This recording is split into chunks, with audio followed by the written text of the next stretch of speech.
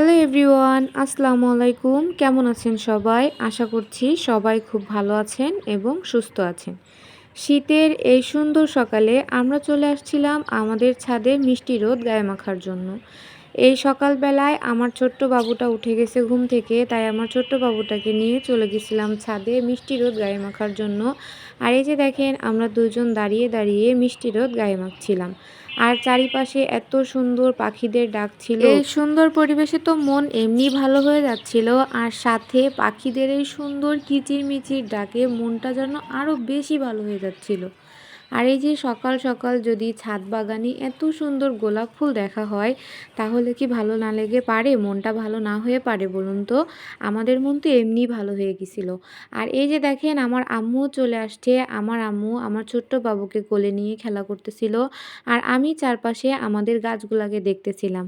এই দেখেন, আমাদের বেগুন গাছের পুরো লুকটাই চেঞ্জ হয়ে গেছে কুয়াশার এই সুন্দর পানি পড়ে।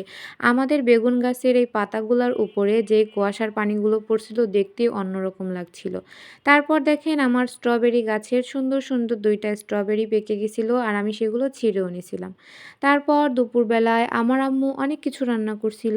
এখানে দেখেন কি কি রান্না করছিল।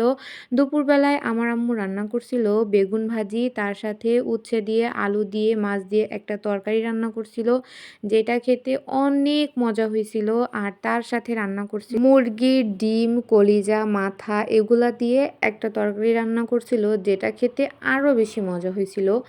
আমাদের বাসার সবাই এই ডিমটা খেতে ভীষণ পছন্দ করে, আর তাই আমার আম্মু একসাথে অনেকগুলা মুরগির ডিম একসাথে জমিয়ে রাখছিল, তারপরে এইগুলা একসাথে রান্না করছে, যেটা খেতে ভীষণ মজা। আর দুপুরবেলায় আমার আম্মু রান্না করে আমাকে খাবারগুলা সার্ভ করে দিচ্ছিল, যাতে আমি এখন খেয়ে নিতে পারি তাড়াতাড়ি। আর আমার বাবু এখন ঘুমাচ্ছে, তাই আমি তাড়াতাড়ি খেয়ে নিব, যেন ও তাড়াতাড়ি ঘুম থেকে না উঠতে পারে। তারপর আমি আমার খাবারটা খেয়ে নিলাম, আর তারপরে বিকেলবেলাতে আমি বানিয়েছিলাম একটা সুন্দর কেক। এই পাউন্ড কেকটার উপরে আমি দিছিলাম বেশ কিছু বাদাম কুচি, আর ভেতরে দিছিলাম মোরব্বা, যার জন্য এই কেকটা খেতে ভীষণ মজা ছিল। আমার আজকের এই ভিডিওটি যদি আপনাদের ভালো লেগে থাকে, তাহলে অবশ্যই আমার চ্যানেলটিকে সাবস্ক্রাইব করে দিবেন এবং লাইক, কমেন্ট, শেয়ার করে আমাদের পাশে থাকবেন। তারপর এই কেকটাকে আমি সুন্দর করে স্লাইস করে নিচ্ছিলাম, আর এই যে দেখেন, কেকের ভেতরে যে মোরব্বাগুলো দিছিলাম আমি, সেগুলো একদম নিচে চলে গেছিলো। যদিও আমি ময়দা দিয়ে কোট করে দিছিলাম যাতে নিচে না চলে যায়, তবুও চলে গেছিলো। তারপরে কেকটাকে আমি সুন্দর করে স্লাইস করে একটা প্লেটে নিয়ে নিছি। আর দেখেন এই কেকটার লুকটা কেমন আসছে অবশ্যই কমেন্ট করে জানাবেন কিন্তু।